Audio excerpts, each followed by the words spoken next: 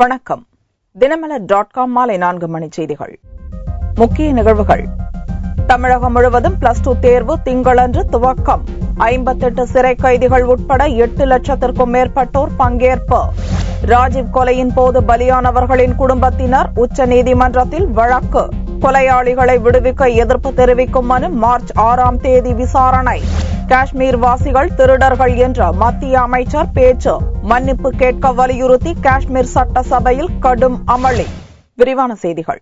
தமிழகம் மற்றும் புதுச்சேரியில் திங்களன்று துவங்கிய +2 அரசு பொதுத் தேர்வை 58 சிறை கைதிகள் உட்பட 8 லட்சத்திற்கும் மேற்பட்டோர் எழுதினர். மாணவர்களை உயர்கல்விக்கு அழைத்துச் சென்று அவர்களின் எதிர்காலத்தை நிர்ணயிக்கும் +2 அரசு பொதுத் தேர்வு திங்களன்று துவங்கி வரும் 25ஆம் தேதி வரை நடக்கிறது. தமிழகம் மற்றும் புதுவையில் அரசு மற்றும் தனியார் பள்ளிகள் மூலமாக 8,26,117 பேர் இத்தேர்வை எழுதினர். இதில் 4,45,829 பேர் மாணவிகள். சென்னையில் 143 தேர்வு மையத்துடன் சேர்த்து தமிழகம் முழுவதும் 2,242 தேர்வு மையங்களில் தேர்வு நடந்தது.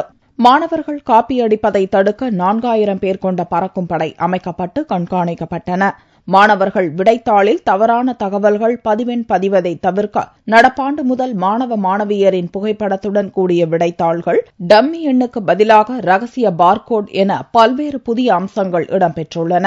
சென்னை எழும்பூரில் உள்ள மாநில பெண்கள் மேல்நிலைப் பள்ளியில் தேர்வெழுதும் மாணவ மாணவியர்களுக்கு ஆசிரியர்கள் அறிவுரை வழங்கினர். தேர்வு தொடங்கும் கடைசி நேரத்திலும் தங்களது சந்தேகங்களை தீர்த்துக் கொள்ளும் வகையில் புத்தகங்களை புரட்டி பார்த்தும் சக மாணவிகளிடம் கலந்துரையாடியும் சந்தேகங்களை தீர்த்துக் கொண்டனர். இன்னைக்கு தமிழ் முதல் தாள் ஃபர்ஸ்ட் பேப்பர் எல்லாம் தருவார்கள். என் நண்பர் எல்லாம் தருவாருக்காங்க. எந்த ஒரு பயம் 25 வரைக்கும் நல்லா ப்ரிப்பேராக இருக்கும். எந்த ஒரு பயமும் இல்லை. நல்லா படிச்சிருக்கோம். எந்த ஒரு பயம் இல்லை. இன்னைக்கு எங்களுக்கு ஃபர்ஸ்ட் டே எக்ஸாம் ஸ்டார்ட் ஆகுது. தமிழ் முதல் தாள் எங்களுக்கு 20ஆம் தேதி வரையும் நடக்குது. எல்லாரும் நல்லா ப்ரிப்பேர் பண்ணிட்டு வந்திருக்கோம். எப்படி பண்ண போறோம்னு தெரியல. ஃபர்ஸ்ட் டேன்றனால ரொம்ப பயமா இருக்கு. போக எல்லாம் சரியா போயிடும் நினைக்கிறோம். நடப்பாண்டு தேர்வு அறையில் மாணவர் மாணவிகள் ஷூ மற்றும் பெல்ட் அணிந்து வர தடை விதிக்கப்பட்டுள்ளது. தேர்வு அறையில் ஒழுங்கின செயல்களில் ஈடுபடும் மாணவ மாணவியர் மீது தகுந்த நடவடிக்கை எடுக்கப்படும் என்றும் தேர்வுத்துறை அறிவித்துள்ளது. அடிப்படை வசதி, தடையற்ற மின்சாரம் கிடைப்பதற்கான நடவடிக்கைகளும் எடுக்கப்பட்டுள்ளன. தேர்வு மையங்களை மாவட்ட கலெக்டர் சுந்தரவள்ளி மற்றும் அதிகாரிகள் நேரில் பார்வையிட்டனர். மதுரையில் 264 அரசு மற்றும் தனியார் பள்ளிகளில் 17,723 மாணவர்கள், 18,872 மாணவிகள் என்று மொத்தம் 36,595 பேர் முதல் நாளில் நடந்த தமிழ் முதல் தாள் தேர்வை எழுதினர். இதேபோல் புதுச்சேரியில் மொத்தம் 13,526 பேர் +2 தேர்வை எழுதினர். மொத்தம் 26 மையங்களில் 2 பறக்கும் படையினர் உட்பட 750க்கும் மேற்பட்ட கண்காணிப்பாளர்கள் கண்காணிப்பில் +2 தேர்வு நடந்தது. மாணவ மாணவியர்கள் மட்டுமின்றி தமிழகம் முழுவதும் சிறை கைதிகளாக உள்ள 58 பேரும் +2 தேர்வை எழுதியுள்ளனர். ராஜீவ் கொலையாளிகளை விடுவிக்க எதிர்ப்பு தெரிவித்து குண்டுவெடிப்பில் பலியானவர்களின் குடும்பங்களைச் சேர்ந்தவர்கள் தாக்கல் செய்துள்ள மனுவை உச்சநீதிமன்றம் மார்ச் 6ஆம் தேதி விசாரிக்கிறது. முன்னாள் பிரதமர் ராஜீவ் கொலை வழக்கில் தூக்கு தண்டனை பெற்ற முருகன், சாந்தன், பேரறிவாளன் மற்றும் ஆயுள் தண்டனை பெற்ற நளினி, ராபர்ட் பயஸ், ஜெயக்குமார், ரவிச்சந்திரன் ஆகியோர் வேலூர் சிறையில் அடைக்கப்பட்டுள்ளனர். இவர்கள் 7 பேரையும் விடுவிக்க தமிழக அரசு கடந்த மாதம் 19ஆம் தேதி முடிவு செய்ததை எதிர்த்து மத்திய அரசு உச்சநீதிமன்றத்தில் 2 தனித்தனி மனுக்களை தாக்கல் செய்தது. இதையடுத்து 7 பேரை தமிழக அரசு விடுவிக்க உச்சநீதிமன்றம் இடைக்கால தடை விதித்தது. இந்நிலையில் 1991ஆம் ஆண்டில் ராஜீவ் மனித வெடிகுண்டால் படுகொலை செய்யப்பட்ட போது அருகில் இருந்த போலீசார் உள்ளிட்ட மேலும் 18 பேரும் கொல்லப்பட்டனர். குண்டுவெடிப்பில் இறந்தவர்களின் குடும்பத்தினர் ஒருங்கிணைந்து தற்போது உச்சநீதிமன்றத்தில் புதிய மனு ஒன்றை தாக்கல் செய்துள்ளனர். ராஜீவ் கொலை வழக்கு குற்றவாளிகள் 7 பேரை விடுவிக்கும் தமிழக அரசின் முடிவுக்கு தடை விதிக்க வேண்டும் என அந்த மனுவில் அவர்கள் வலியுறுத்தியுள்ளனர். இம்மனு மார்ச் 6ஆம் தேதியன்று விசாரணைக்கு எடுத்துக் கொள்ளப்படும் என்று உச்சநீதிமன்றம் திங்களன்று அறிவித்துள்ளது. முருகன், சாந்தன், பேரறிவாளன் ஆகியோரது தூக்கு தண்டனையை ஆயுளாக குறைக்கும் பிப்ரவரி 18ஆம் தேதிய தீர்ப்பை மறுபரிசீலனை செய்ய வேண்டும் எனவும் மத்திய அரசு உச்சநீதிமன்றத்தில் மனு தாக்கல் செய்துள்ளது குறிப்பிடத்தக்கது. காஷ்மீர் வாசிகள் மிகப்பெரிய திருடர்கள் என்று மத்திய அமைச்சர் ஃபரூக் அப்துல்லா கூறிய கருத்தால் காஷ்மீர் சட்டசபையில் கடும் அமளி ஏற்பட்டது. மத்திய அமைச்சரவையில் மரபுசாரா எரிசக்தி துறை அமைச்சராக பதவி வகிக்கும் ஃபரூக் அப்துல்லா டெல்லியில் ஞாயிறன்று ஒரு நிகழ்ச்சியில் பங்கேற்றார்.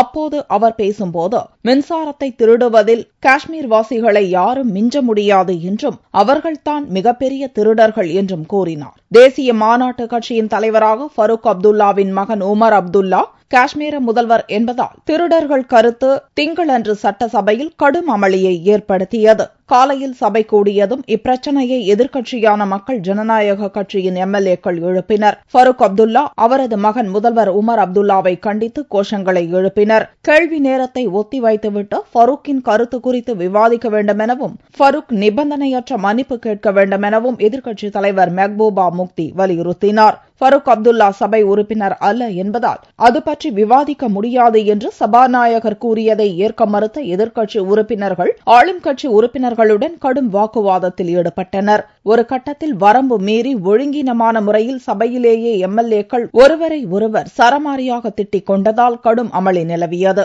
இதைத் தொடர்ந்து மெஹ்பூபா முஃப்தி தலைமையில் எதிர்க்கட்சி உறுப்பினர்கள் அனைவரும் வெளியேறினர். நடப்பு கூட்டத்தொடரின் ஆரம்ப நாட்களில் எதிர்க்கட்சி எம்எல்ஏ சையத் பஷீர் அகமது நாற்காலி வீசி எறிந்தும் சபை காவலரை சரமாரியாக அடித்தும் பெரும் பரபரப்பை ஏற்படுத்தினார் என்பது குறிப்பிடத்தக்கது.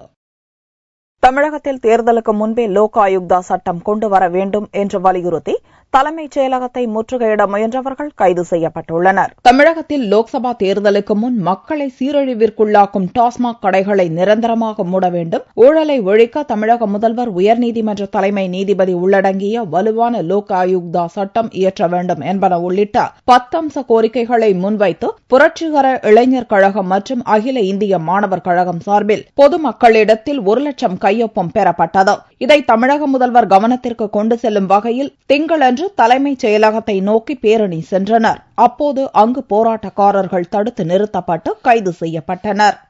இன்றைக்கு தனது தேர்தல் பிரச்சாரத்தை துவங்கி இருக்கிறார். இந்த வேளையிலே நாங்கள் எங்களுடைய புரட்சிகர இளைஞர் கழகம் சார்பாக அகில இந்திய மாணவர் கழகம் சார்பாக தமிழ்நாடு முழுக்க 1 லட்சம் கையெழுத்துக்கள் இளைஞருடைய கையெழுத்துக்களை வாங்கி தமிழக முதல்வரை சந்திக்க வந்திருக்கிறோம். எங்களுடைய கோரிக்கைகள் ஊழலை ஒழிப்பதற்கு வலுவான லோக் ஆயுக்தா சட்டத்தை இந்த அரசாங்கம் உறுதிப்படுத்த வேண்டும். மக்களுடைய வாழ்க்கையை சீரழிக்கக்கூடிய டாஸ்மாக் கடைகளை தேர்தலுக்கு முன்பே அரசாங்கம் இழுத்து மூட வேண்டும். தமிழக முதல்வர் ஜெயலலிதா திங்களன்று மாலை தேர்தல் பிரச்சாரத்திற்கு புறப்பட உள்ள நிலையில் தமிழகம் முழுவதும் அதே நேரத்தில் அதிமுகவினர் தேர்தல் பிரச்சாரம் துவக்குகின்றனர். இதனால் திங்களன்று அமைச்சர்கள் வருகையின்றி தலைமைச் செயலகம் அமைதியாக காணப்பட்டது. 2G ஸ்பெக்ட்ரம் ஊழல் வழக்கில் கனிமொழி, ராசா உள்ளிட்ட குற்றம் சாட்டப்பட்டவர்களின் வாக்குமூலங்கள் ஏப்ரல் 4ஆம் தேதி பதிவு செய்யப்படும் என்று டெல்லி நீதிமன்றம் அறிவித்துள்ளது. 1,78,000 கோடி ரூபாய் அளவுக்கு முறைகேடு நடந்ததாக கூறப்படும் 2G ஸ்பெக்ட்ரம் ஊழல் வழக்கில் முன்னாள் தொலைத்தொடர்புத்துறை அமைச்சர் ராசா, கருணாநிதி மகள் கனிமொழி, கலைஞர் டிவி இயக்குநர் சரத் ரெட்டி மற்றும் ரிலையன்ஸ் உள்ளிட்ட சில தொலைத்தொடர்பு நிறுவனங்களின் உயர் அதிகாரிகள் என 17 பேர் குற்றவாளிகளாக சேர்க்கப்பட்டுள்ளனர். இவ்வழக்கில் சிபிஐ தரப்பு சாட்சிகளான 153 பேரின் வாக்குமூலங்களை டெல்லியில் உள்ள பாட்டியாலா சிபிஐ நீதிமன்றம் பதிவு செய்தது. சிபிஐ சாட்சியங்களின் வாக்குமூலங்களை பதிவு செய்யும் பணி கடந்த ஆண்டு நவம்பர் 27ஆம் தேதி நிறைவடைந்த நிலையில் கனிமொழி, ராசா உள்ளிட்ட குற்றம் சாட்டப்பட்டவர்களின் வாக்குமூலங்கள் மார்ச் 3ஆம் தேதி பதிவு செய்யப்படும் என்று நீதிபதி OP சைனி ஏற்கனவே அறிவித்திருந்தார். இந்நிலையில் குற்றம் சாட்டப்பட்டவர்களின் வாக்குமூலங்கள் ஏப்ரல் 4ஆம் தேதி பதிவு செய்யப்படும் என்று பாட்டியாலா நீதிமன்றத்தில் நீதிபதி சைனி திங்களன்று தெரிவித்தார். குற்றம் சாட்டப்பட்டுள்ளவர்களிடம் கேட்கப்படும் கேள்விகளை தயாரிக்கும் பணி 50% முடிந்திருப்பதாகவும் அதன் காரணமாகவே வாக்குமூலம் பதிவு செய்யப்படுவது 1 மாதத்துக்கு ஒத்தி போடப்பட்டுள்ளதாகவும் நீதிபதி சைனி காரணம் கூறினார். அரை மணி நேரத்தில் குற்றம் சாட்டப்பட்டவர்கள் பதிலளிக்கும் விதமாக கேள்விகளை தயாரித்து வருவதாக கூறிய நீதிபதி சைனி, சில குறிப்பிட்ட கேள்விகளுக்கு 1 வாரத்துக்குள் எழுத்துப்பூர்வமாக குற்றம் சாட்டப்பட்டவர்கள் பதிலளிக்க வேண்டும் எனவும் தெரிவித்தார். தொழிலதிபர் அனில் அம்பானி, அவரது மனைவி டினா, அரசியல் தரகர் நீரா ராடியா, கருணாநிதி மனைவி தயாளு அம்மாள், மத்திய அரசின் அட்டார்னி ஜெனரல் GE வாகன்வதி உள்ளிட்ட 153 சாட்சிகளின் வாக்குமூலங்கள் 4440 பக்கங்களுக்கு பதிவு செய்யப்பட்டுள்ளது. இயற்கை உணவு திருவிழாவில் அறுசுவை உணவுகளை ருசி பார்த்த பார்வையாளர்கள் ஆர்வமுடன் பக்குவத்தை கேட்டறிந்தனர். திருச்சி மாவட்டம் வயலூர் ரோடு சீனிவாசா நகரில் உள்ள ஜெயரங்கா மருத்துவ மையத்தின் சார்பில் இயற்கை உணவு மேளா நடந்தது. இன்றைய நவநாகரீக உலகில் பொதுமக்களை அதிகம் பாதிக்கும் நீரிழிவு நோய், வயிற்றுப்புண், இரத்த அழுத்தம், பக்கவாதம், நரம்பு தளர்ச்சி உள்ளிட்ட பல்வேறு நோய்களுக்கு இயற்கை உணவு முறையில் தீர்வு காண்பது குறித்து விளக்கம் தரப்பட்டது.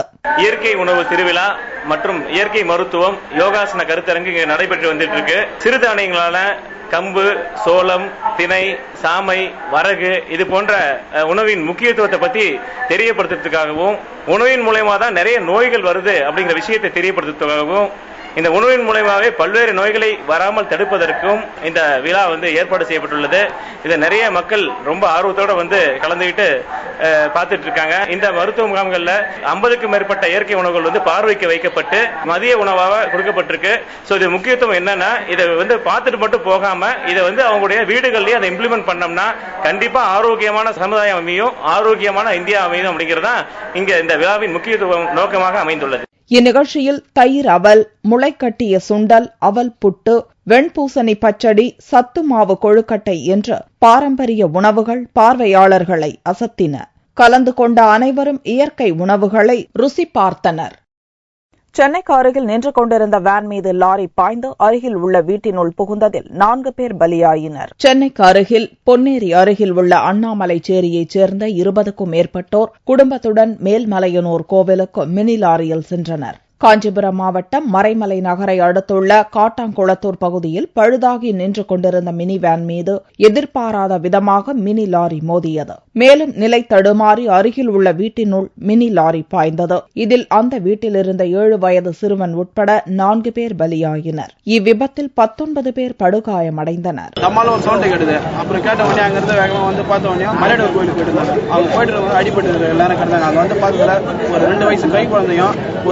உள்ள ஒருத்தர் 3 பேர் பார்த்து இறந்துட்டு இருந்தாங்க. ஆம்புலன்ஸ்ல ஏற்றி அனுப்புவோம்.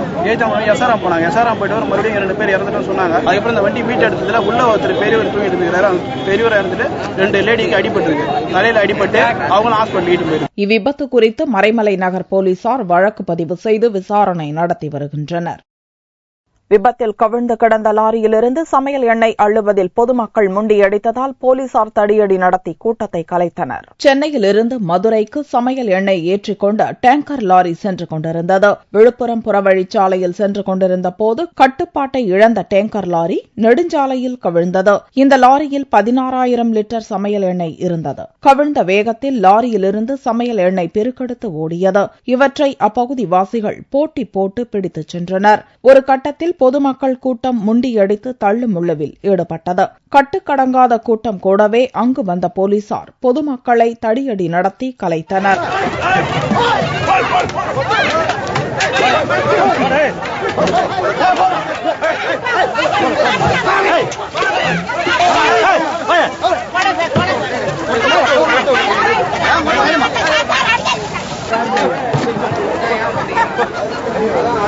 டிரைவருடைய கட்டுப்பாடு இன்றைய வண்டி கவுந்துச்சுங்க. அந்த வண்டியை எண்ணெயை பார்த்தீங்கன்னா விழுப்புரம் மாவட்ட வழுதிரெட்டி விழுப்புரம் பைபாஸ்ல வண்டி கவுந்துச்சு. இந்த எண்ணெயை வழுதிரெட்டி பொதுமக்கள் எல்லாம் அள்ளி போயிடுறாங்க. டிரைவர் அடிப்பட்டு டிரைவரை பெரிய ஹாஸ்பிட்டல் சேர்த்துக்கிறாங்க. போலீஸ்காரன் பாத்தீங்கன்னா வண்டி எல்லாம் மீட்கிறாங்க. இதையடுத்து மீட்பு பணிகள் துவங்கி 1 மணி நேரத்தில் டேங்கர் லாரி மீட்கப்பட்டது. இதனால் அப்பகுதியில் போக்குவரத்து நெரிசல் ஏற்பட்டது. கோடைக்காலம் துவங்கும் முன்னரே கோவையில் நீர் ஆதாரங்கள் வற்றி வரும் நிலையில் பேரூர் குளத்தில் காய்கறி விளைச்சல் கவனத்தை ஈர்த்துள்ளது. கோவையில் 4 பெரிய குளங்கள், 8 சிறிய குளங்கள் உள்ளன. உக்கடம் பெரிய குளம் மட்டுமே தூர்வாரப்பட்டு கடந்த பருவமழை காலத்தில் நீர் நிரப்பப்பட்டது. இதில் பேரூர் குளத்திற்கு நொய்யல் ஆற்று உபரி நீர் கிடைத்தது. இதனால் 400 ஏக்கர் பரப்பளவில் 100 ஏக்கரில் குறைந்தளவு நீர் இருப்பு உள்ளது. இங்கு வெளிநாட்டு பறவைகள் முகாமிட்டுள்ளன. குறைந்தளவு நீரை கொண்டு வெளிநாட்டு பறவைகள் தங்களது உணவு தேவையை பூர்த்தி செய்து வருகின்றன. இந்நிலையில் அப்பகுதி விவசாயிகள் வற்றிப்போன குளத்தில் காய்கறி விவசாயம் செய்துள்ளனர். 400 ஏக்கராங்க. 400 ஏக்கர்ல தண்ணி நிறைய இருந்தது அப்படின்னு சொன்னா ஒன்னும் பண்ண முடியாது. கொஞ்சம் தண்ணி வந்தது அப்படின்னு சொன்னா ஏதோ இந்த வெள்ளரி செடி, தட்டை செடி, பீக்கும் செடி, அரசாணி செடி இதெல்லாம் கொஞ்சம் போடும். இப்போதுள்ள நிலை எதிர்காலத்தில் குளத்தை தூர்வாரி மழைநீரை சேமிக்க வேண்டும் என்பதை அனைவருக்கும் உணர்த்தியுள்ளது. தங்கத்தின் விலையில் திங்கட்கிழமை அன்று 1 சவரனுக்கு 152 ரூபாய் அதிகரித்துள்ளது. 1 சவரன் தங்கம் 23,096 ரூபாய்க்கு விற்பனையானது. 1 கிராம் ஆபரண தங்கம் 2,887 ரூபாயாக இருந்தது. வெள்ளி 1 கிராமுக்கு 70 காசுகள் அதிகரித்து 51 ரூபாய் 20 காசுகளுக்கு விற்பனையானது. பார் வெள்ளியின் விலை 47,855 ரூபாயாக இருந்தது. மணிப்பூர் மொழியில் திருக்குறளை மொழிபெயர்க்க உள்ளதாகவும் பழங்குடியின மக்களும் திருக்குறளை அறிந்து கொள்ள நடவடிக்கை எடுக்கப்பட்டு வருவதாகவும் செம்மொழி தமிழாய்வு நிறுவன இயக்குநர் தெரிவித்துள்ளார். செம்மொழி தமிழாய்வு மத்திய நிறுவனத்துடன் தஞ்சை பல்கலைக்கழகம் தொல்காப்பியர் இருக்கை அமைக்க புரிந்துணர்வு ஒப்பந்தம் செய்து கொண்டுள்ளது. 1 கோடி ரூபாய் ஒதுக்கப்பட்டுள்ள இந்த ஒப்பந்தத்தில் தமிழ் பல்கலைக்கழக துணைவேந்தர் திருமலை, செம்மொழி தமிழாய்வு மத்திய நிறுவன இயக்குநர் பூமா கையெழுத்திட்டனர். இதுகுறித்து செய்தியாளர்களை சந்தித்த பூமா, திருக்குறளை மணிப்பூர் மொழியில் மொழிபெயர்த்து வெளியிட உள்ளதாக கூறினார். திருக்குறள்ல ஒரு செல்பேசி பயணி மொபைல் அப்ளிகேஷன் சொல்லுவாங்க, மொபைல் ஆப், அது ஒன்று டெவலப் பண்ணியிருக்கோம். இதுல திருக்குறளை பாடல் முறையில பாடிட்டு அதோட கூட தலைப்பு வாரியாக திருக்குறளை பொருள் வாரியாக பிரித்து அதை செல்பேசி பயணியா கொடுத்திருக்கோம். உங்களுக்கு எந்த தலைப்பு வேணும்னாலும் நீங்க அந்த தலைப்பை தேர்ந்தெடுத்தீங்கன்னா அந்த தலைப்புல என்னென்ன குறள் இருக்கோ அந்த மாதிரி வரும். இப்ப திருக்குறளை நாங்க மணிப்பூரிலையும் பஞ்சாபிலையும் மொழிபெயர்த்திருக்கிறோம். செவ்வியல் தமிழ் இலக்கணத்தில் பல்வேறு ஆய்வுகள் நடத்த இந்த புரிந்துணர்வு ஒப்பந்தம் பயன்படும் என்று தமிழ் பல்கலைக்கழகம் தெரிவித்துள்ளது. மீண்டும் செய்திகள் இந்திய நேரப்படி இரவு 8 மணிக்கு. வணக்கம்.